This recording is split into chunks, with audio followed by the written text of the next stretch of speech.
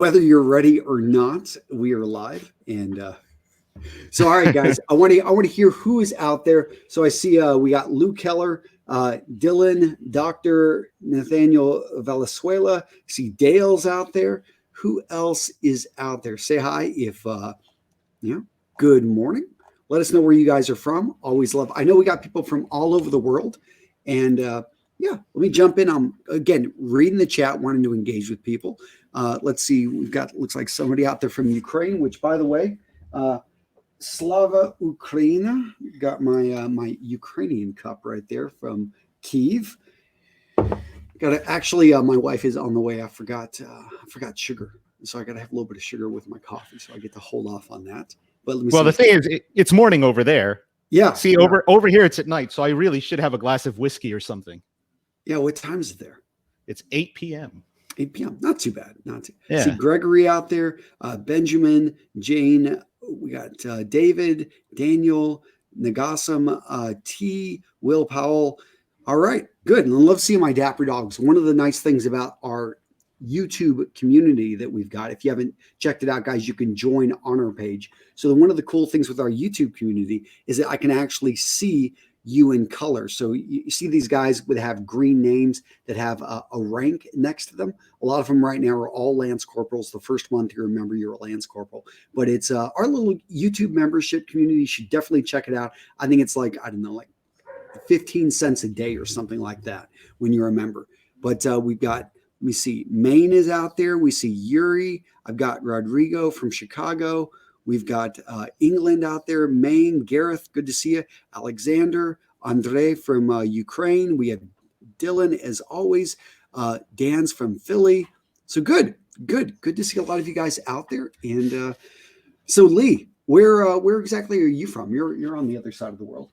I am on the other side of the world. I am outside of Manila in the Philippines. And I've been originally here. You're from Atlanta, right? I grew up in Washington, D.C. and then I moved to Atlanta about 16, 17 years ago. And yeah, Atlanta, I call D.C. my hometown and Atlanta is my home. But now I'm here. Now, as soon as you say D.C., I'm thinking Baltimore. I'm thinking one of the stories that we want to talk about. I'm also thinking that one of the reasons you left the United States and now you live abroad is because of what happened. Another kind of setback story. In today's video, we are talking about confidence. And this isn't going to be where we're going to give, if you're watching, all the answers about confidence. That's not what this video is about. This video is about you really thinking about the things that can impact your confidence, especially in a negative way. And we're going to share some of the ways that we have overcome that. I'll talk a little bit about my bankruptcy. So today's going to be a total video of stories. If you've got questions in the comments, if you're like, hey, Antonio, I've gone through a bankruptcy, or Antonio, I've gone through a divorce. Antonio, I've gone through some really bad setbacks. I would love to hear it down in the comments. And one of the cool things about StreamYard here is that why is it not connecting? Well, that's too bad. I can't see. I'm not going to show. Oh, you guys can see that. Good morning from Northern Virginia. But it's not telling me exactly. We got some Facebook in there. This is interesting.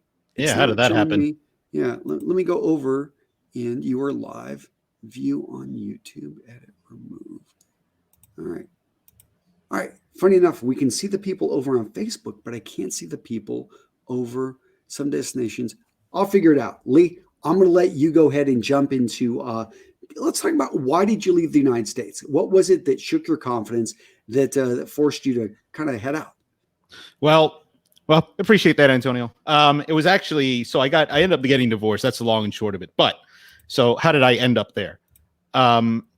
For the last, I would say, decade, I was in a stormy relationship. And the big part of that is that I was sort of a victim of emotional abuse in that relationship. And I didn't know what that meant, really, at the time. We were actually in couples therapy, and I had my own therapist, and my therapist told me that I was being emotionally abused because I was constantly walking on eggshells so I wouldn't trigger her. You ever experienced this, Antonio? No, I mean, I have to admit, I've been in a pretty good relationship with my wife. But no, I take that back. There are times that, and there are things that I want to say that I just don't say because I'm just like, I'm going to pick and choose my battles. It's not worth it. Well, that's a good plan. That's a good plan. But yeah, that's a big one. Walking on eggshells, always bringing up the past. I would say that, yeah, and I don't want to turn this into like a bashing session, but these are the things that happened to me. And that's just sort of like the tip of the iceberg. I experienced a lot of things, but anyway, so I didn't know what that meant when I went to therapy, and my therapist actually said I need to leave the relationship. And I was like, no, I can't do that. I made every excuse not to, not the least of which was that I was scared to get back get back in the dating world. There's no way. How am I going to get another girl? I had no idea. So I was already married, I just wanted to keep what I had. But the big thing is that she sort of rewrote my wiring in a way.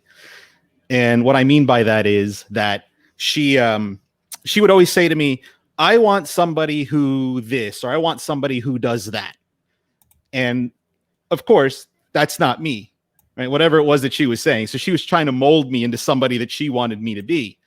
And me being a weak guy back then, I was like, oh my God, please don't leave me. I can change. And so I did, and I ended up being somebody that I wasn't. And I sort of lost my identity. And I didn't know who I was anymore. I didn't know what it was to be a man. I didn't know anything.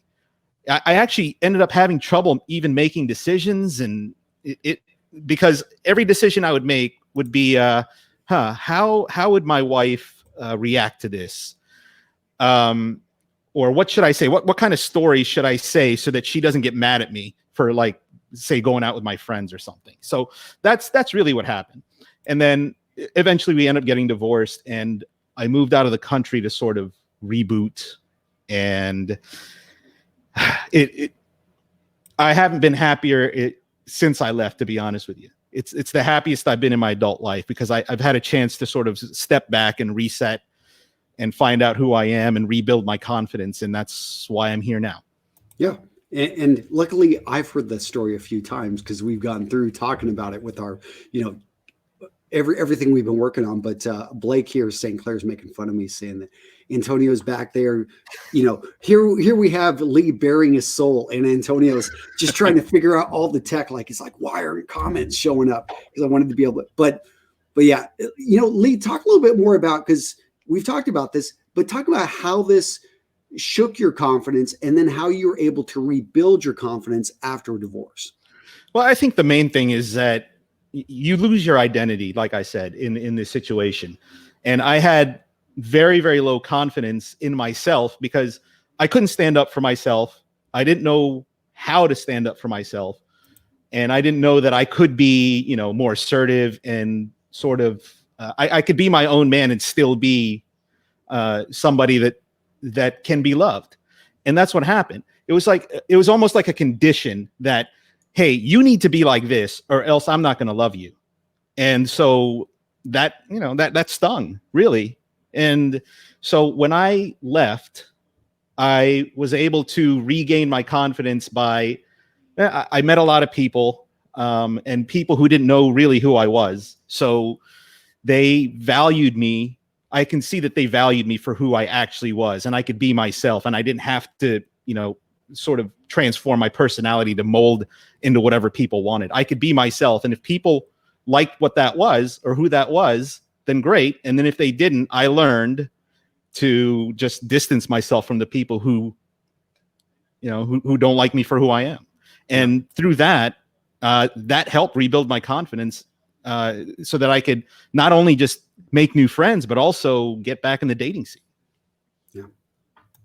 And by the way, Jay Witt did Thule. I was listening, but people are just calling me out on this. Yeah.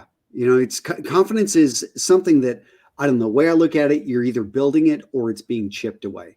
And it's something that we have to constantly work on. every day. We had some questions. By the way, we're putting this out both on Facebook and we're putting this out here on YouTube. So if you guys are out there, say hi, leave a comment. Now the comments seem to be working well. So love hearing from you guys wherever you're at. And if you've got questions, please jump in there, ask them. It's good to see you guys from all over. And today we're staying focused again on confidence. I'll share a little bit of I had my confidence, just shook in this last month. I would say with my own company, just simply having a setback. I put out a video yesterday talking about this financially. May was, the worst month we've had in a long time. A lot of it was sponsorships just getting moved later in the year. But because I still have expenses, I have a payroll, there's a lot of things we just have going on, lost money that month, which is it's not like losing health. And I compare it with, we actually, I had to take my daughter to the emergency room. She got her eye scratched. That to me was probably a lot scarier because that's much more permanent in terms of, and I value her a lot more than my business. But, it does affect your confidence as a man when you lose your earning power. And I know some of the stories I've talked about on the channel, losing your job and getting fired. I take it, Lee, you've probably lost a job. You've been fired. I've been there, man. My very first job out of college, I was a finance officer.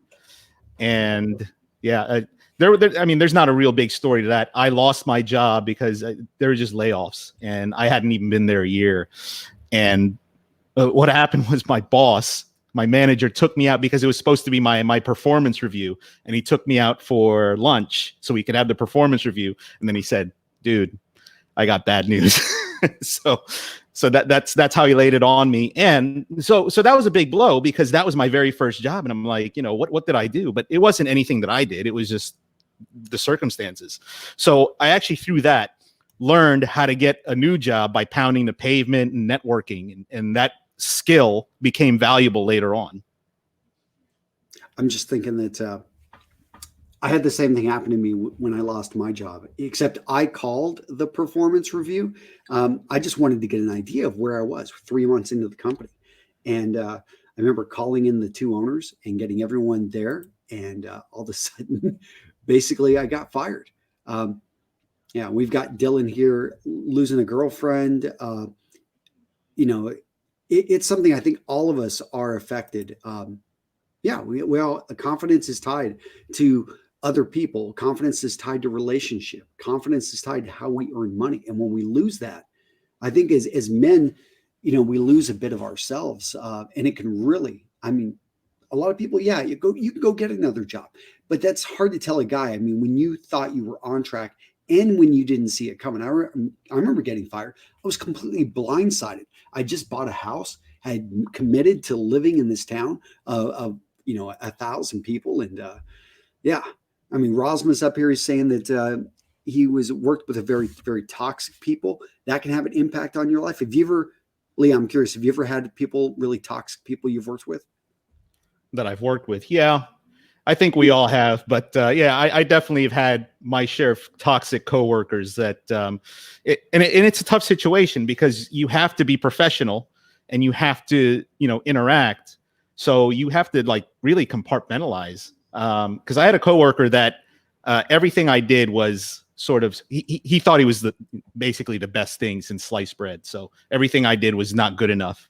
So he used to say, okay, no, you can't troubleshoot that way. Are you describing our working relationship here? Well, I don't want to comment on that specifically. Yeah. I admit I have very, very high standards. That is, and that's one of the things with confidence too, is it's pretty humbling in the sense of when you realize that sometimes you are on the other side. You're that agitator. You're perhaps that asshole in somebody's life. And I always try to take a step back and say, you know what? Am I pushing too hard? Am I expecting way too much? Do I expect people to read my mind? Because here's the thing, Antonio, over here on the other side of the world. So I grew up American, right? Yeah. So over here on the other side of the world in the Philippines, people are a little more sensitive. And sometimes I can come across as very aggressive, I guess, or assertive. But So there's this one time we were in a pitch meeting, and we called on these agencies to give us a pitch for some ad campaigns. So this one agency pitched us an ad campaign, and I didn't like it. So I said, okay, these are the directives that we need to follow. Come back in 2-3 weeks, pitch it again. So they pitched it again, and they made very minor changes, but it was essentially the same thing. And I said to them, you just wasted my time. You didn't do anything. And it was, I'm blown away that you wasted my time like this. And yeah, they looked like they were going to cry. And, and that's something that in America, you can get away with a little bit, right? But in the Philippines, it's like, man, people need tissues and hugs and stuff. Yeah. Yeah. I think Americans, we can be pretty straight up, in your face when it comes to business. I find in a lot of other parts of the world, they're so much nicer. Like Americans, I guess it's all about the whole money thing in the United States. It's like, no, this is costing me money and you're wasting my time. Get out. It's true. And it's a culture shock. So the deal is I was actually born in the Philippines, but I left here when I was 7. So I moved to the US, my family, when I was 7, and I grew up in the States ever since. So really, I grew up American, but I've always been, in touch with my roots, and, I eat the food and everything else, right? And so when I came back here, I always tell my friends that I had to come back to the Philippines to realize that I'm not really Filipino.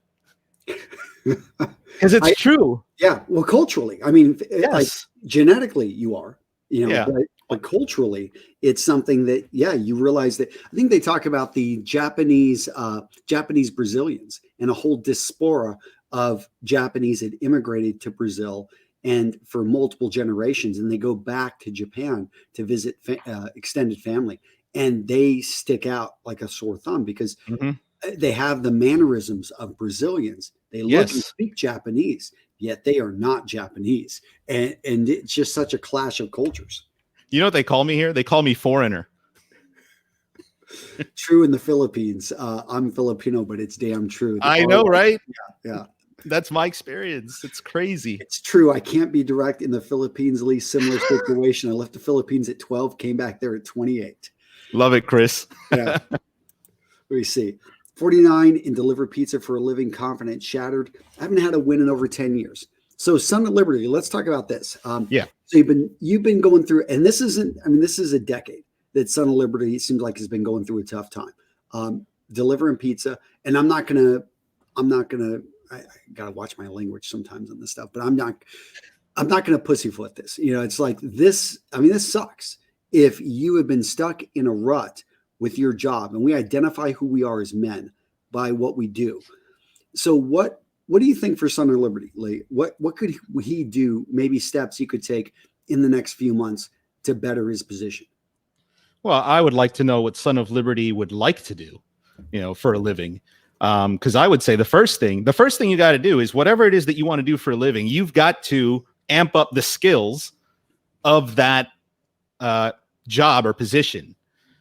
So I relate that to a story that I had. I wanted to switch careers. I was in the subprime mortgage business back in 2000. And this was right around the .com bubble burst. And then I wanted to switch careers to IT, and I had zero paid experience in IT. So, but I left my subprime mortgage job. And so I was completely broke, no money, no job. Nobody would give me a chance because I had zero experience. So what I had to do was I had to build up that skill to be able to at least speak competently when I get an interview. Then the second thing I had to do is I had to network like crazy and just tap into all the people that I knew.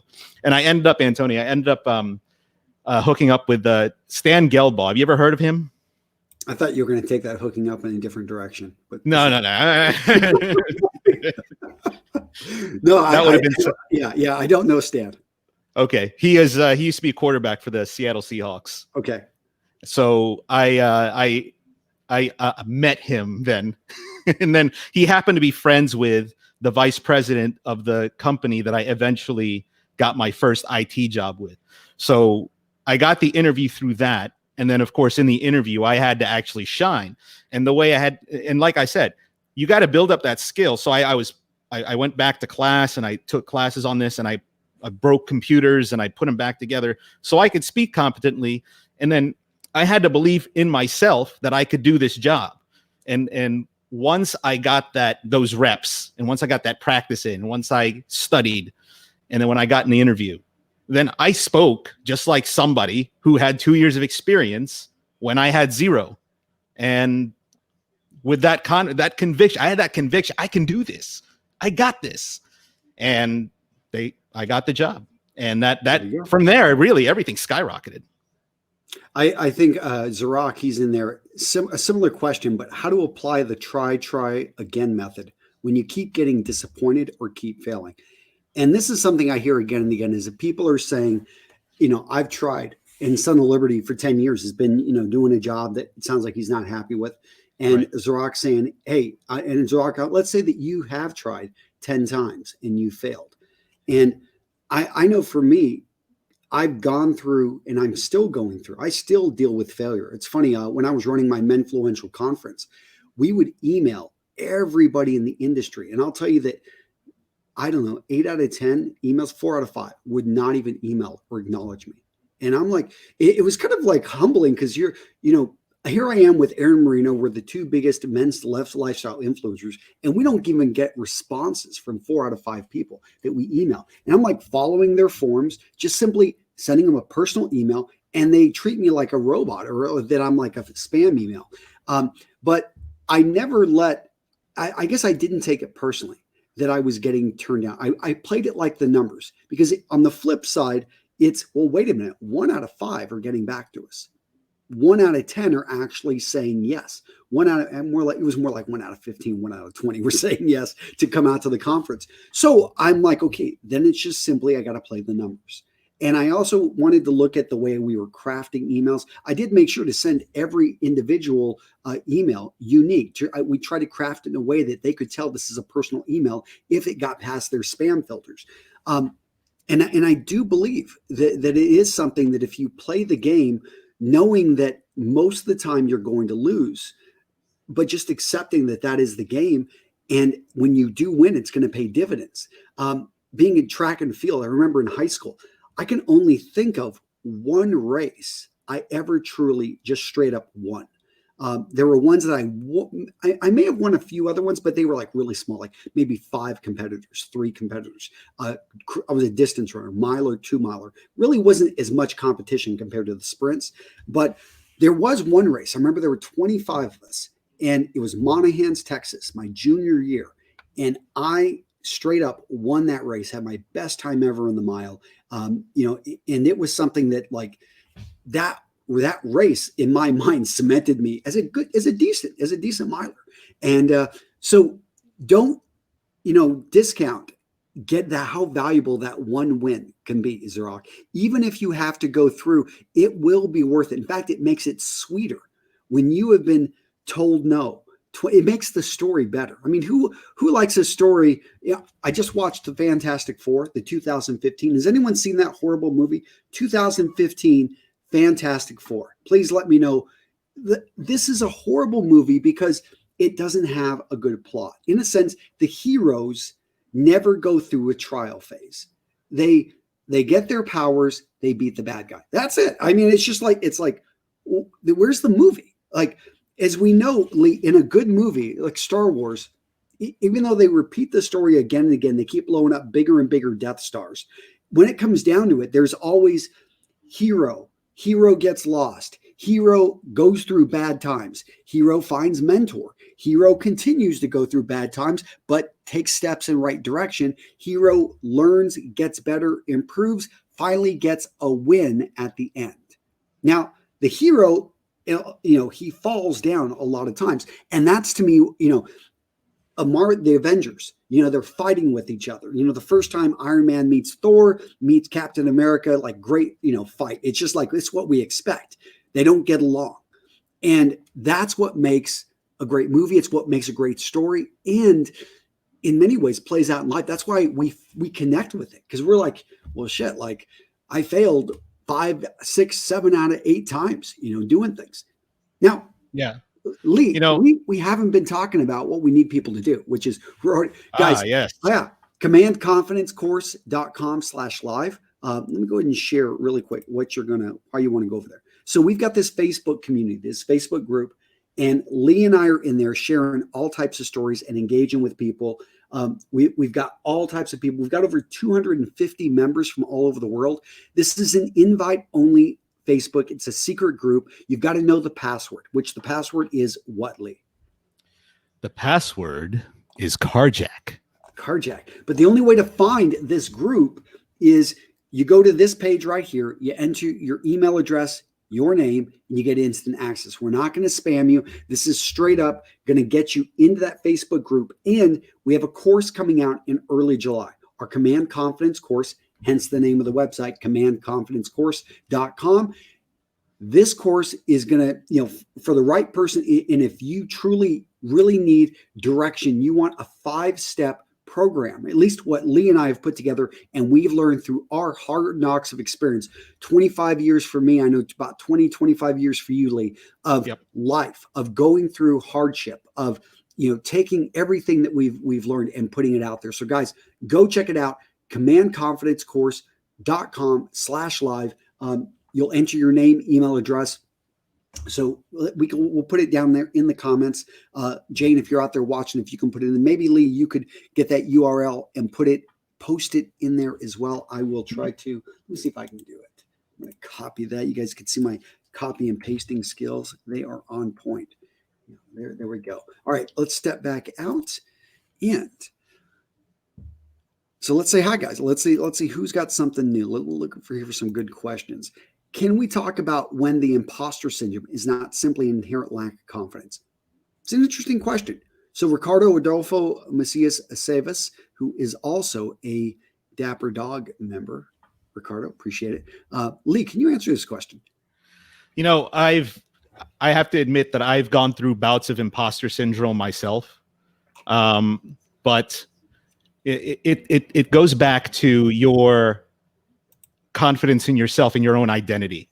If you know that what you're doing is the right thing, or if you know what you're doing is correct, or if you know that what you're doing gets results, and you can see the results from your own work or from people that you've taught, then that's the key to beating it, really.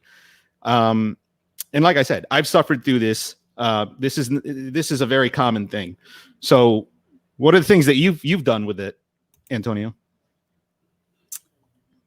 For me, the imposter syndrome, I guess I feel it all the time. I mean, even talking about I don't have a degree in confidence. How can I even teach a confidence course? But I also think about the need and all the people out there that will not benefit if I don't do this. And I know that, I guess I just think of I think of what needs to happen. And for me, that drives me more than the fear of failure, the fear of not trying.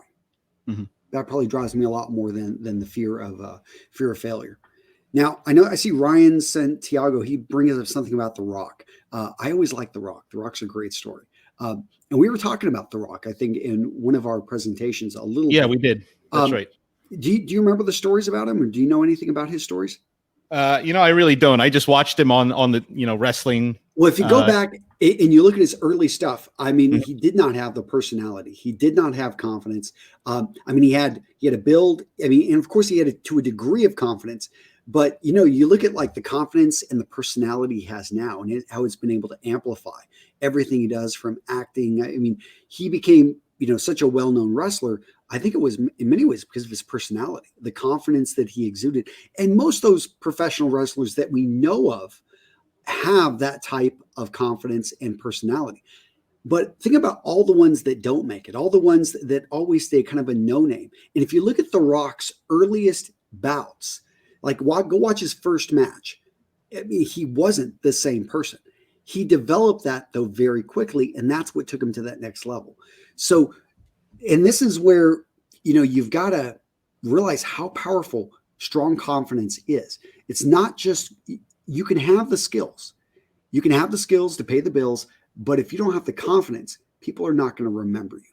If you don't have that showmanship, that ability to get out there and and really show what you've got. You know, the company's going to pass you over because even though you've got the skills, people don't know and they don't believe that you've got the skills. And that's what confidence gives you the ability to do, to show it off to the world.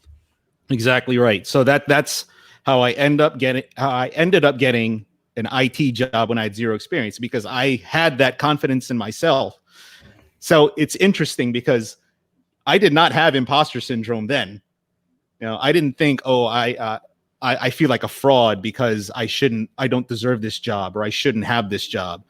I felt that, look, I'm so ready for this, and I know I can get the results for you, that I'm going to show you. I got everything to prove. And it was just this conviction from the inside. And that's what we're talking about, Antonio. When we're talking about in our Facebook group and in our course, we're talking about genuine, authentic confidence. So yes, you can fake confidence to a degree, but when you can exude it from the inside, that's when people start following you. That's when people start believing you. That's when you start getting people's attention. And that's when people really respect you. I'm going to bring up something that Jeffrey Bach brought up here. And I'm all about visualizations, and I do believe that's important. And we're going to talk about this in our course, which, by the way, guys, if you haven't seen it, you haven't gone over there, make sure here is, when you click on that commandconfidencecourse.com/live, you're going to see this right here. There's, I think, a 2-minute video by Lee. You don't have to watch it. You can just skip over that video. Sorry, Lee. But actually, it's you. Oh, it is? Okay. Yeah, there we go. There we go. Enter your name. Then don't skip over it if it's me. But enter your first name, enter your email address. You're going to get quick access to this. And you'll get access basically to the Facebook group, which I would love to have you guys over on that secret Facebook group. But here's the point is I find that confidence is something that physically you almost have to get in there and you've got to build. And when I was in the Marine Corps, one of the things that they did with us is we went through tons of physical training. Of course, the mental preparation, all that, they focused on a little bit later. But anyone that's gone through a boot camp, anyone that's gone through something like that, it's almost all physical. Now, there is mental. They're yelling at you. They're putting you into pressure. But I think once you go through it, that pressure cooker, all of a sudden, 10 weeks, 12 weeks, 14 weeks later, you really have the confidence. All of a sudden, other things seem a lot smaller. Nothing seems, it just, things don't seem as scary whenever you wake up and there's a drill instructor, 6'6", dark green Marine yelling in your face, screaming at you, pointing right at you, and you're just, that kind of wake up call. Everything else gets pretty easy. Whenever you've got to go through these obstacle courses, or you're diving into water, which is freaking freezing, and you've got another 5 miles that you got to run after that, and then you got to be climbing up and down. You're afraid of heights, but yet you're overcoming this. And so I do believe that there is a huge benefit in finding and challenging yourself physically. I know not everyone's maybe at a point where they can do that, but maybe it's just you waking up and doing yoga, because I understand maybe you've got a back injury. Maybe it is something that you can't run, that you can't ever do an obstacle course like that, but you still can challenge yourself. And those steps in that direction, those physical steps, I think make a huge difference.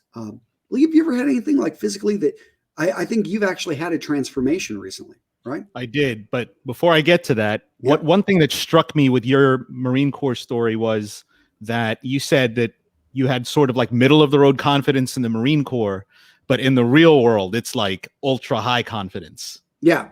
I never thought of myself as an amazing officer. I was a good officer, but good is about, and they force rank all officers. I was usually, it sounds bad, I was in the bottom third. Because the guys that were at the top third were just friggin' badasses. And they wanted to make the Marine Corps career, and they lived and breathed. There's a guy named James Mattis. He was the Secretary of Defense, a while back, but this was the epitome. I mean, I served under him when I was in Iraq back in 2003. And James Mattis, I mean, he was loved by the Marines because that's all he did was live and breathe the Marine Corps. He had no wife. The Marine Corps was his wife, and it was very well known that he expected that. And it's intimidating. See, I was dating a girl, and I wanted to have children that I would see. if you want to make a career in the Marine Corps, good luck with that, because you ain't gonna have, like, you ain't gonna know your kids. You're gonna get divorced 4 times. They already tell you this. Like, this is the life of the Marine Corps. And I realized that's not what I want. I mean, I respect to the guys that go off and do that, but for me, it wasn't that. But yeah, those guys, they were dedicated. They were warrior poets. I mean, seriously, they're like reading like ancient like history, like on how to kill people in different ways I didn't even know existed. And I mean, it's extreme. It's a freaking religion. But I realized that, I got a lot of benefit from it. I got to serve. For me, the Marine Corps was an experience of serving. I wanted to see what's the warrior spirit. I wanted to be around real badasses, people that don't tell you they're going to kick your ass. You just wake up and all your friends are dead, and you got a scar on your face because they let you live. That's the kind of people that, like, you're just like, no, those are real badasses. I'm not. I'll go off and I'm going to live my life. I experienced that stuff, and yeah, I don't remember where I'm going with this, but I am saying that yeah, those dudes, yeah, Marine Corps, very interesting experience. So, any questions out there? Except like, and let's see if anyone's got any Marine. Good morning. Plus the benefits of exercise on mental health. Yep, I agree. Yeah. So let's get back into the weight loss thing. So when I left the country, when I left the States and moved here, I was pretty overweight, and part of course, shattering my confidence is that, I don't feel good about myself physically. Now, what happened was I had to change who I thought I was. Weigh? I was at 220. 220. And now what are you at? I'm at 180. 180. So lost 40 pounds. I lost 40 pounds, and then I was a 40-inch waist, and I'm at 36. That's like losing like a 6-year-old. Yeah, that's a good way to put it. Yeah, I mean, you like had some kid attached to you and just like threw that kid off. Congratulations, that's huge. But it was pretty. I'm not going to say it was easy, but it kind of came right off when I started to find myself and realize that, you know what, I don't want to be a fat divorced loser. I want to be a stud. I wanted to be somebody that was attractive and that was sure of himself. I wanted to be that confident guy. And when I resolved to be that guy, sort of, my eating patterns sort of followed that. So it's a matter of knowing who you want to be, and then your subconscious will follow. I know it sounds kind of woo, but that's exactly what happened with me. Like my actions followed that blueprint or that vision that I had for myself, and the weight came off in less than a year. And right now, honestly, I'm in the best shape of my life. Well, since I was 30, since my 30s, I'm in my best shape. I'm healthier than I've ever been before, and I feel great. So, that even weight loss is part of this confidence, this whole confidence thing. We got a question coming in from Boiler Dude 21, and he's saying how to overcome a situation where you were forced out of a career by a boss who threw you under the bus for something that they told you to do in a field that relies heavily on references. Boiler Dude, I would love to hear more about what industry you're talking about. But to me, one of the things here, we're going to talk about this, is mindset. So when I'm looking at this question, and Boiler Dude 21, I assume you're 21, maybe you're 24, maybe you had this email or this user name for maybe 5 years, so you're 26. I assume you're in your 20s. So there's no situation that you can't overcome. I mean, there are people that literally have killed people, went to jail for murder, and then turn around their lives after they get out. And this doesn't sound like it's even close to that. I will say that, what do you want? It would help to know what, I don't know, maybe it's an academic world. That's where I know in the academic world, references are very key. But I would say there's always a way to overcome. There's always a way to circumnavigate. And if you look at the people that are at the top, they didn't usually get there just by following the rules that are laid out. They've, I know one of the quickest ways to get to the top of the company is to found the company yourself. That's one thing I learned is, yeah, you can start the company. If you start the company, you start off as a CEO. But it may be something that, hey, you decide to go off and start your own consulting company. You decide to go off and go do what you really want to do. If you want to teach, well, you decide, I don't want to get a teacher certificate. I just want to, in fact, that's what I look like. I look at what I do on YouTube is teaching. And I don't have a teaching degree. I wasn't certified by some teachers union, yet I've been able to reach, I don't know, 300 million people on YouTube. That's pretty good. It's like, and a lot of teachers can't say that they have that type of impact. And I was able to circumnavigate or get around, having to go out there and get that teaching certificate. So let me see. He's in higher education and he's 34 actually. So you've got something. I mean, you're 10 years my junior. So you've got, I didn't start even teaching on YouTube till I was, I think 30, about 34. Not even that, I was 30, about 35, 36. So you're younger than me and you can higher education. And I totally get that. But if you look at people that are having huge impact on the higher education world, a lot of them are breaking away right now. I would say Boiler Dude 21, you have a huge opportunity because college is going through a midlife crisis or a crisis right now. Let's just face it. So many students are not going to be going back this year and colleges are crapping themselves, especially like Harvard's okay. They've got that huge, like whatever, $25 billion endowment or 100, but whatever it is. But most small liberal arts schools, like Division III schools, Division II schools, they're scared because a third of their students are not coming back, or they're trying to figure out this whole online thing. So if you can find a way to add extreme value and maybe go into there with a different approach, I really think that you can overcome this. And just one person blackballing you is not going to be able to hold you back, because them trying to hold you back is, if you're putting all your effort into shooting up, you're going to blow them away. Lee, let's see. We got Chris in here. Agreed. Lee, when we resolve internally who we will be and what we know we can work on it towards, it certainly builds confidence on my end. It was my image and perception.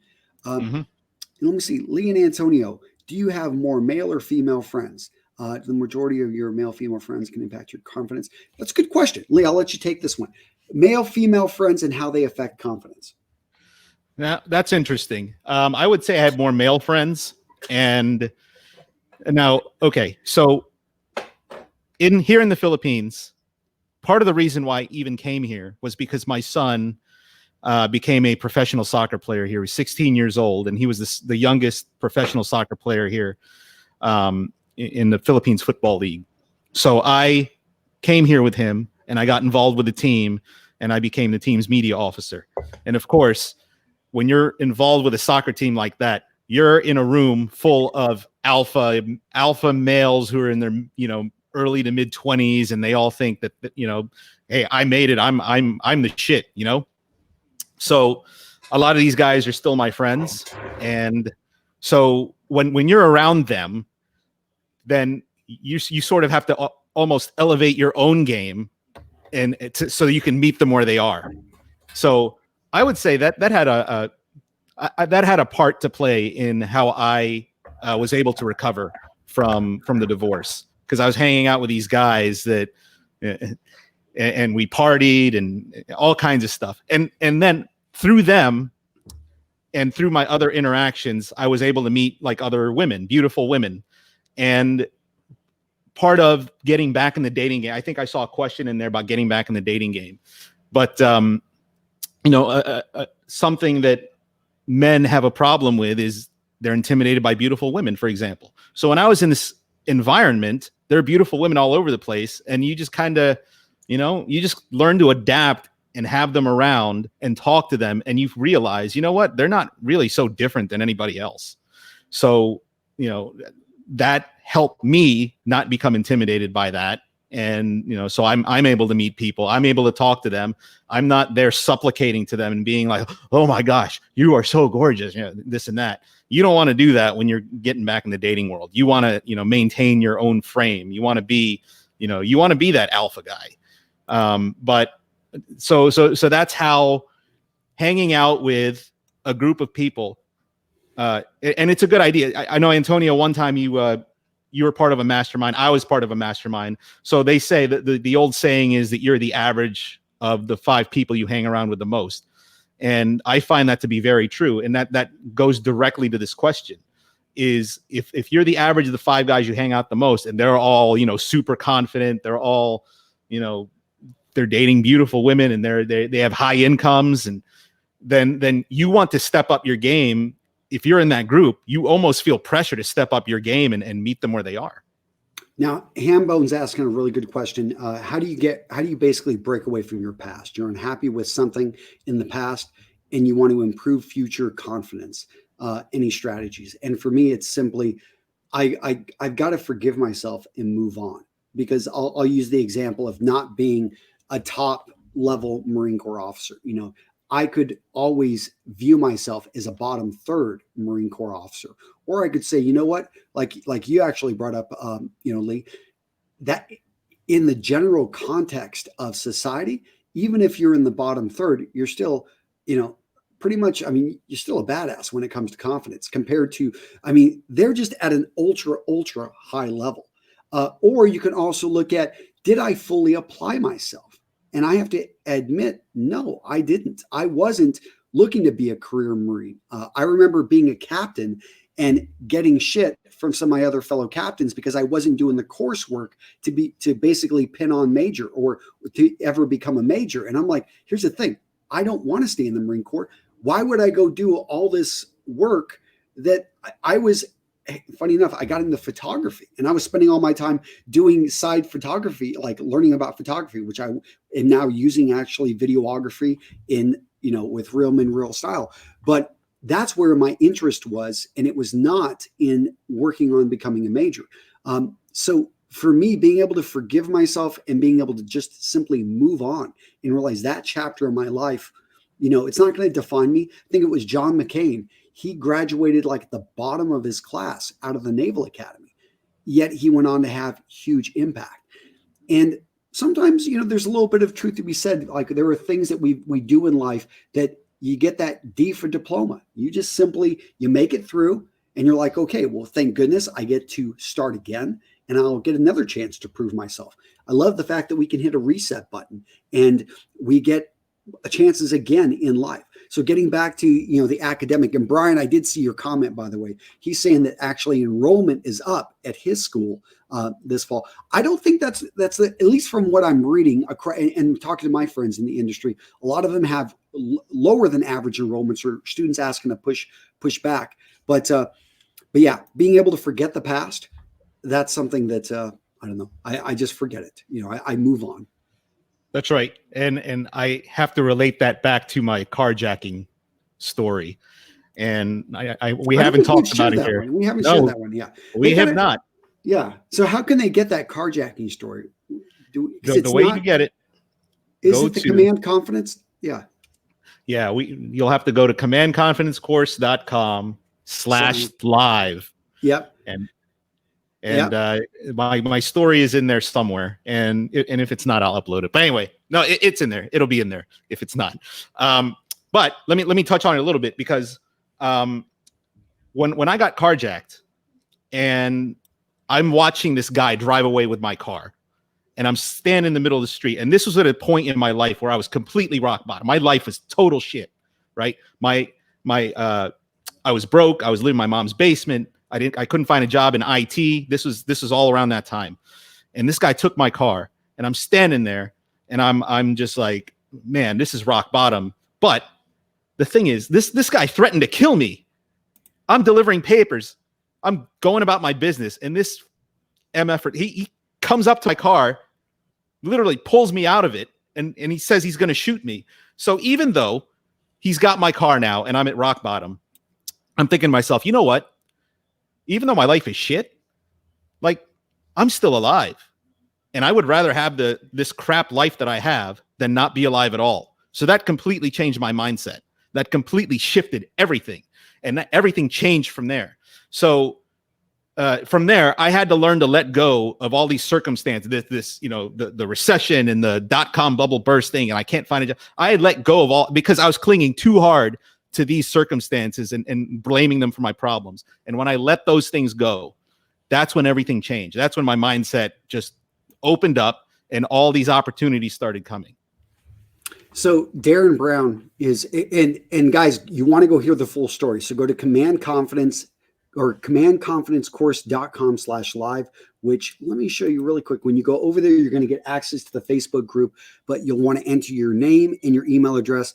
Again, gents, you'll also be notified when we have a course coming out in early July. So this course, it's a one-time. We're only going to do this course one time, available this way.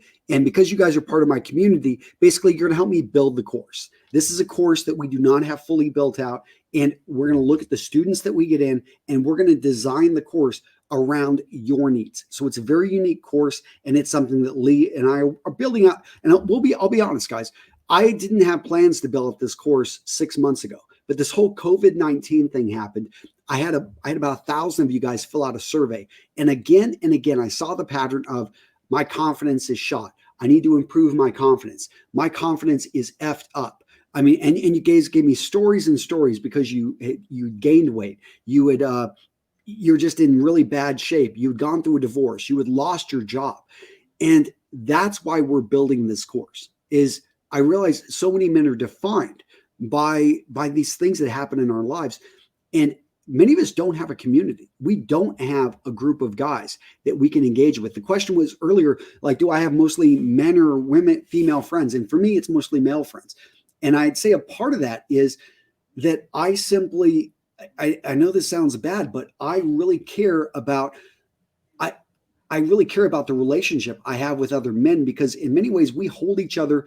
We're living very similar lives, and we hold ourselves to these very high standards if you surround yourself with the right people. And those high standards can really help to elevate you. Now, getting to Darren's question, he's got 3 jobs in the company. What advice would you give me to help the company grow to the next level? I'm not dating until I make it. My advice, Darren, would be to cut off some of the stuff. If you've got 3 jobs in a company, you need to identify where can you spend. And I know it sounds like you're trying to do everything, but that's the problem, is you're not focused. You need to think, how can I be focused like a laser? And if you can just cut off one of these jobs and spend more time on monetizing your company. And if your response to that is, well, my company is not ready to monetize, well, you better start monetizing it here soon, or you better get funding, because that's a very different animal if you're trying to create something that's not going to make money for 5 to 6 years or ever how long it's going to be. To me, the purpose of a business and getting it up and going is to be able to make money. And it sounds like you are stretched thin, that you've got, and if you're stretched thin like that, you're not able to give your full heart and soul. And you've almost got to take the approach of burn the ships, which is an ancient saying that came, I don't remember who the guy was. He came from Morocco and he went into Spain. Basically, they named Gibraltar Rock after him. And he basically stopped in Gibraltar Rock, rallied his forces, and then he basically arrived on the coast of Spain. They burnt their ships, and they went on to basically take all of Spain, converted them to Islam, and they did what they needed to do. But it sounds like, Darren, you're like me. I mean, I've got my hands on all these things, but the only way I've been able to find, Darren, that I can make multiple companies work is if I have a strong leader in each of the companies. And in a sense, I'm managing the leader, because if I'm trying to do everything myself, then I'm spending 10 hours here, 10 hours there, 10 hours there. And then there's a switching cost to go from each of these. You can't discount the switching cost. That where your mind, you've got to go from thinking about this to thinking about that, versus staying 24/7 focused in on one thing. So yeah, I 100% agree. You got to focus on that one thing. I've experienced this, just like Antonio has. But also, I want to address you're not dating Darren until you make it. Don't wait that long. You can start it, at least get yourself out there, start meeting women, and put your reps in, basically, because it is a skill. To be honest with you, dating is a skill, and meeting women is a skill. And the more you do that, so by the time you are quote unquote ready, which probably will never happen, you just got to get out there. And by the time that you put in your reps, you'll find that it'll be It'll be second nature when you do, when you've got your work situation squared away, and you're more confident in yourself that you can walk up to somebody and talk about your company or whatever. Then you put in the reps. Don't wait. And Admiral, I do see, yes, many. I think most of my pictures, I was lieutenants because I was a lieutenant for 4 years. I only had captain for 1 year. So that's why most of my pictures, when you see them in the Marine Corps, I was a second lieutenant or a first lieutenant in most of my pictures. So a lot of you guys, so good to see so many guys out there. Gregory, the story of our lives is written with dry erase, not carved in stone. I love this quote. We've also got Leo Sigmund out there. Leo, always a pleasure to see you. Highly recommend taking classes online like Coursera.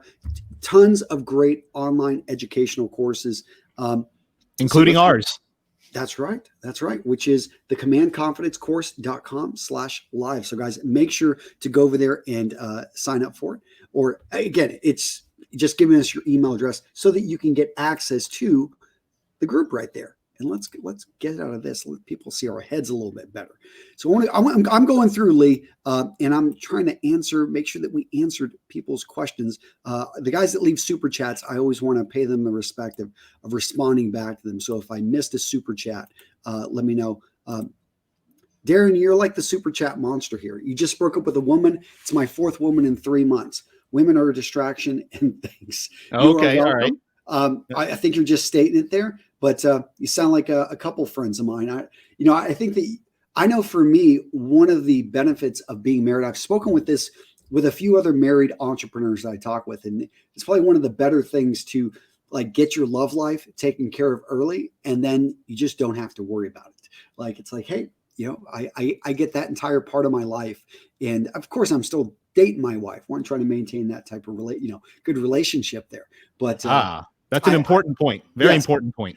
Yeah, but I don't want to be spending. I mean, I used to spend so much time and effort chasing tail, and that just ain't no. Confidence comes from not always being right, but from not fearing to be wrong. Dylan, good quote. Where'd you get that from? Curious. And let's see. Alan, I went to high school, second in the state at the time. His colleges learned Mensa. All right. And Lee, you're sounding like a player, apparently. That's what Chris is saying there. So. I hope not. But you want to give that vibe though. Still, it depends. Yeah. I can go all into this stuff. Maybe I'll get into it in the course. Let's see what people think. Yeah. So Island Sounds is asking, Antonio, I'd love to hear your thoughts on gaining respect in the workplace without demanding that respect in an arrogant manner. Well, I mean, you let your work speak for you. At the same time, you go in there. It's not. I mean, I've got people I work with that they command respect in different ways. One of them, she simply is always there. She's 100% accountable. She's 100% responsible. She has never let me down, and that's a way to command respect. The other person, he's able to jump in on. He commands respect because he's not afraid to. Whenever something needs to get done, boom, hand up, I can do it. Boom, hand up, I can do it. There's that saying, if you want something done, give it to a busy person. I mean, find out what works for you. I'm not going to say that you have to do that, but I would say that there is the bare minimum. You don't command respect by doing the bare minimum, by doing what you are paid to do. You command respect by going the extra mile. And I don't know where you're going to go that extra mile. Maybe it's outside of work that you are you're working to actually build the unity of the company, or maybe that you are volunteering with your church, or maybe you're working with a youth group.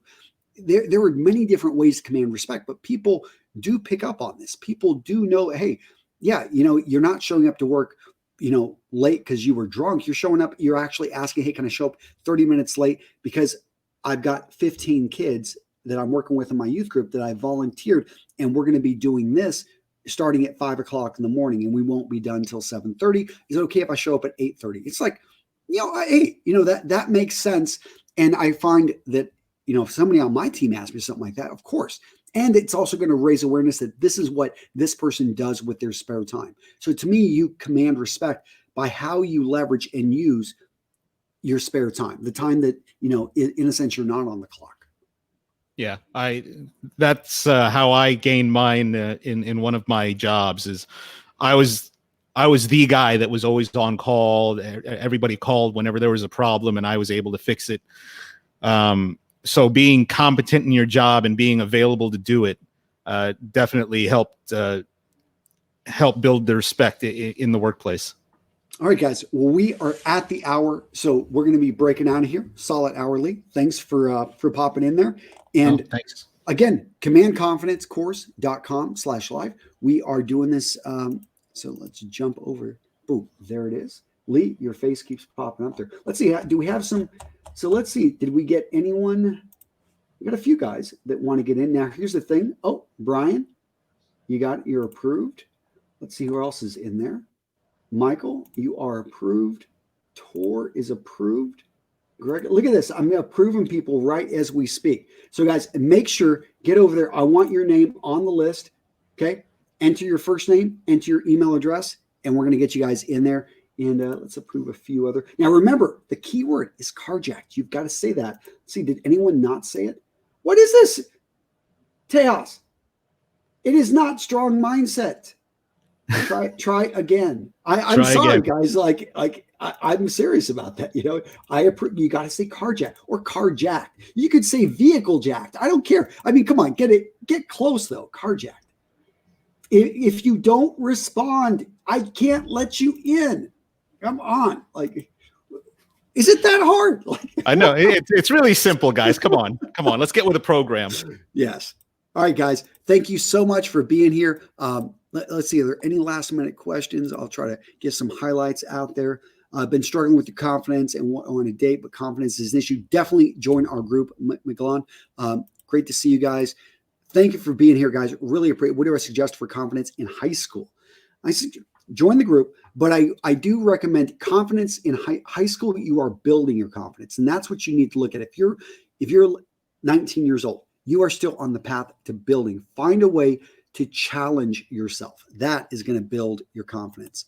And yeah, you guys are welcome. Thank you for being here, and always a pleasure to see so many of you guys out there.